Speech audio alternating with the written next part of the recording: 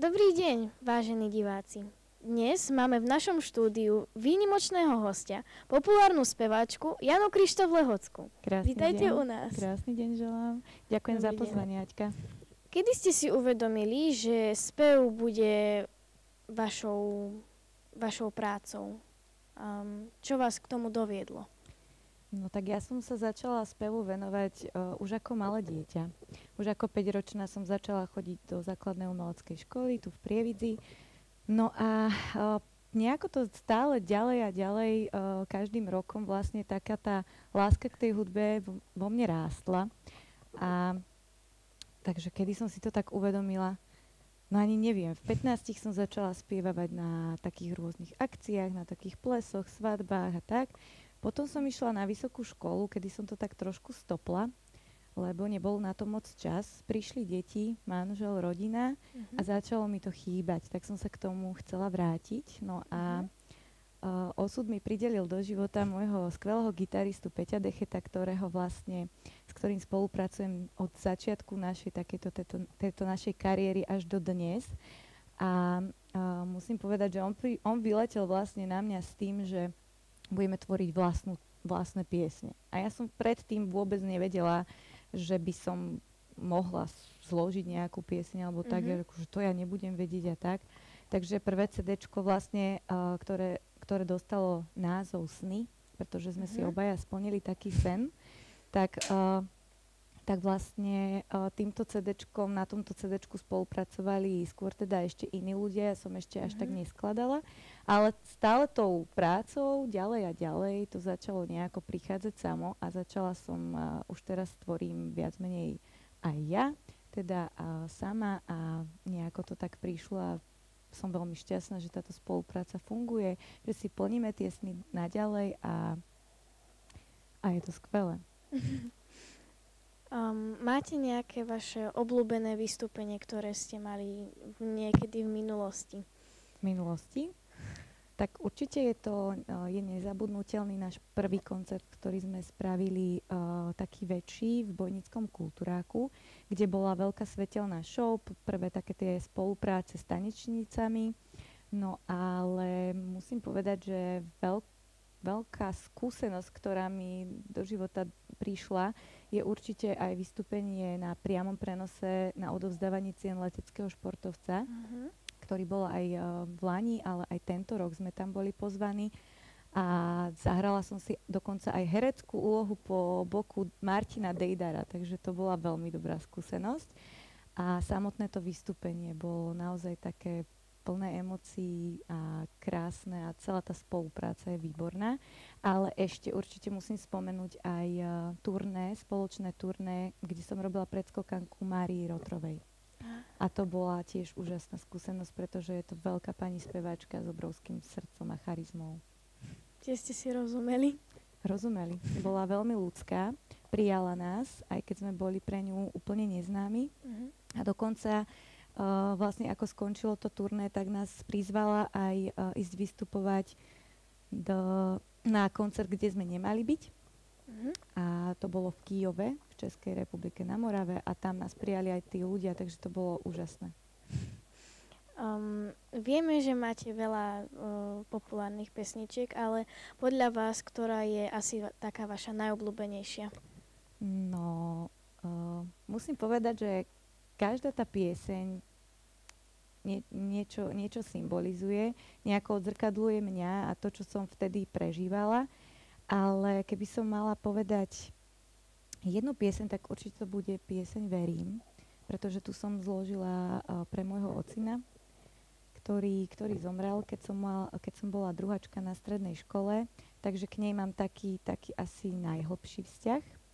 To by som povedala, ale všetky tie skladby v podstate sú také moje ďalšie deti, takže každú jednu mám nejakým spôsobom veľmi rada. My sme tú pesničku Verím počúvali aj v škole a ja tiež musím povedať, že je veľmi dojímavá. Bolo mi pritom... ja som si zaspomínala na také spomienky moje najkrajšie, takže podľa mňa je tiež toto taká najkrajšia pesnička. To je veľmi pekné, že to je inšpirujúce aj pre veľmi pre druhých ľudí, to je hlavné.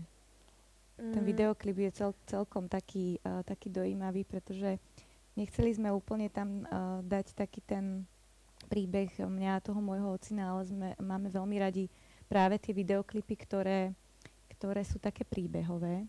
No a zahral si tam aj spomínaný môj gitarista so svojou dcérkou. Zahral si tam bohužiaľ svoju smrť, ale teda bolo to aj na počesť parašutistov, ktorí zahynuli tragicky. Takže je to celé také príbehové, také dojímavé. Vieme, že učíte aj z jednej z prievických škôl, tak by som sa vás chcela spýtať, že ktorú rolu máte radšej, že keď učíte alebo spievate? Toto je Aťka ťažká otázka, ale teda musím povedať, že prvé bolo určite to spievanie, pretože to ma sprevádzalo od detstva, ale aj to učenie má niečo do seba. Je to predsa len moja práca, ktorá ma živí a je to zase aj jedno, aj druhé je úplne iné. To učenie je také, že baví ma práca s deťmi, baví ma to, že im môžem predávať možno nejaké tie poznatky a skúsenosti z môjho života a tie deti sú veľmi inšpirujúce a musím povedať, že sú to potom aj ďalší naši diváci. Takže to ide ruka v ruke spoločne. A určite musím povedať ešte aj to, že to učenie, pretože ja som išla učiť vlastne po materskej, kedy tie ženy na tej materskej majú veľmi malú, slabú slovnú zásobu. Takže musím povedať, že to učenie mi pomohlo znova rozhýbať trošku ten jazyček a pomáha mi to práve v tom na tých koncertoch, že trošku viac viem komunikovať s tými ľuďmi a slovná zásoba sa určite zväčšuje. Ešte by som sa chcela spýtať, pomáhajú vám ako niekedy deti, keď ich učíte, skladať nejaké nové piesne? Že vás inšpirujú k tomu, napríklad z ich konfliktov vytvoriť nejaké nové piesne? Toto som ešte neskúsila, ale tam by bolo príbehov, teda. No, ako inšpirujú, no. Vždy každý v okolí je nejakou inšpiráciou a v podstate tak aj skladáme tie piesne. Že sú to buď texty zo života môjho, alebo nejakých blízkych, alebo z okolia. Ale dala si mi veľmi dobrý tip, že niečo možno, že zložíme aj spoločne na tých hodinách, že mohli by tie decká trošku zamakať, trošku začať tvoriť. Keď ste na koncertoch, tak nemávate nejakú veľkú trému, že by ste nejako zamrzli na tom pódiu? Býva to tak, že v poslednom čase asi to mám také trošku psychosomatického pôvodu, že pred nejakým vážnym vystúpením väčšine ochoriem alebo stratím hlas a potom som ešte vo väčšom strese, musím povedať, práve ale z tohto. Zo samotných divákov alebo z vystúpenia moc nemám nejakú trému, že by som sa vyslovene bála výjsť na to pódium, lebo tí diváci dávajú naozaj obrovskú energiu a naplňa to tak toho človeka. Čo ale je to vlastne taká tréma, ktorá je asi niekde vo vnútri vo mne, že to neviem ovládať.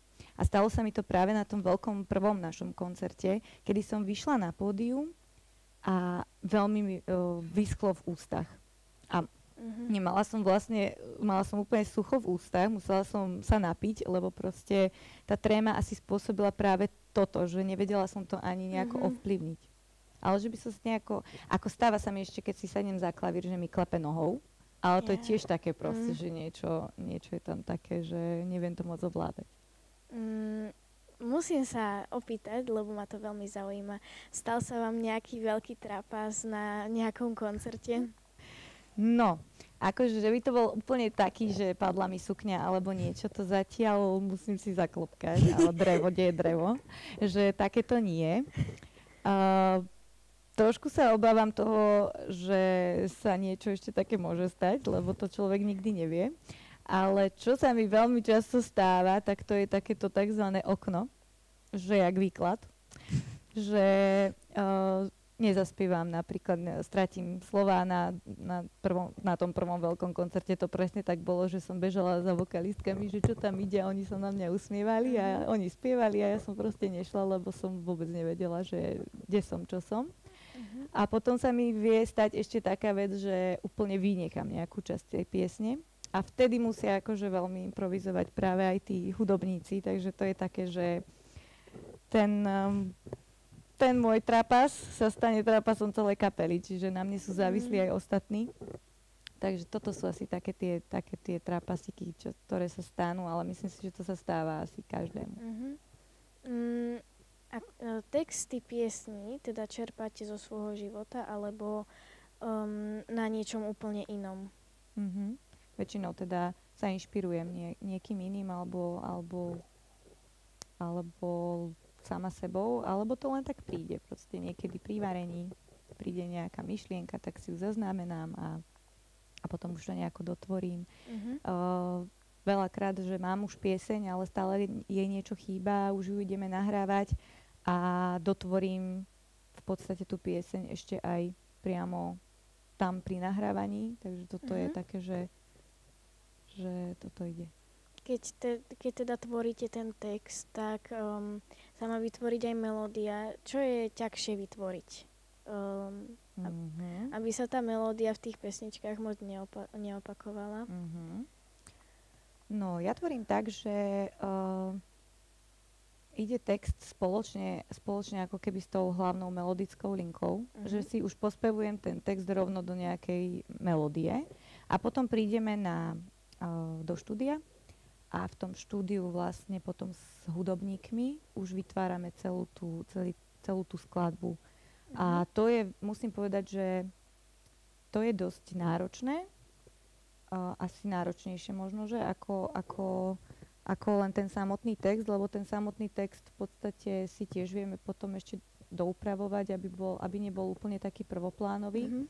Ale tá práca potom v tom štúdiu je asi najnáročnejšia. Najviac hodín dá zabrať práve to nahrávanie, aby tam bolo niečo, čo v podstate by mohlo pritiahnuť tých poslucháčov viac. Nejaká chytlavá tá melódia by bola. A veľakrát sa stane, že prídem do štúdia s nejakou piesňou a keď odchádzam zo štúdia, tak je úplne iná tá pieseň, ako bola na začiatku. Chceli by ste nejako poradiť alebo niečo odkázať novým ľuďom, ktorí idú skúšať hudobnú kariéru? No, ja by som asi povedala len toľko, že keď vás to baví a máte to v tom srdiečku, tak je dôležité ísť si za tým snom. Ale je to podobne ako s cvičením. Keď chcem proste väčšie a väčšie tie svaly, tak aj tu, keď chcem lepšie a lepšie spievať napríklad, tak musím trénovať a skúšať nové veci. A nebáť sa. Nevzdávať sa. A nevzdávať sa, určite. Chystáte teraz do budúcnosti nejaké nové album alebo aj nové pesničky, alebo kde by vás diváci mohli uvidieť najbližšie? No, album až tak zatiaľ nechystáme, nenahrávame, ale nahrávame nové skladby. Voláme to, že single. Vydávame ich spoločne teda aj s videoklipmi, ale teda nahrali sme aj nové skladby pre náš najbližší koncert, ktorý bude už 26. apríla v Kultúrnom dome v Prievidzi. Ale už je tam asi len posledných 8 lístkov, takže ak si to chcete prísť pozrieť, tak ste pozvaní. A v podstate na ňom môžete potom počuť aj úplne skladby nové, ktoré ešte nie sú vonku. Ja na ten koncert idem, takže sa veľmi teším. Vidíš, a to je presne to, že v tej škole možno, že inšpirujem niekoho, aby išiel aj napríklad na nejakú kultúru. Ja vám ďakujem veľmi za rozhovor. Určite prídem teda na ten koncert. Dúfam, že aj naši diváci prídu za vami. A ešte posledná otázka, že či by ste nám tu v štúdiu nemohli niečo zaspievať. No a Láďka, ja viem, že aj ty krásne spievaš. Takže si zaspievame spolu. Čo ty na to? Dobre. Hej? Dobre. A čo dáme? Ktorú máš rada? Páslo dievča pávy dáme, čo? Dobre. Nedáme moju piesen, lebo neviem, či vieš. Vieš nejakú moju pieseň? Nepoznám celé. Nepoznáš celé, takže na budúce, keď náhodou prídem, tak si zaspievame už moju pieseň, dobre? Tak sa už naučím slova. Takže začneme Paslo, dievča, paví spolu. Dobre. Paslo, dievča, paví v tom zelenom háji. Prišli k nemu dva mladenci, poď ty, dievča, s nami.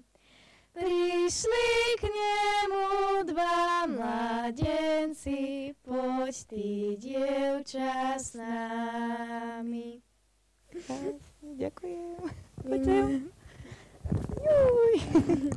Ďakujem za pozvanie, Aťka. Veľmi rada som tu bola v tomto vašom krásnom štúdiu. Ja ďakujem, že ste prišla veľmi. Život rýchlo sa míňa, čas na viečka sa dá, prestala si už snívať, cítiš sa zbytočná. Zrazu objavil sa niekto,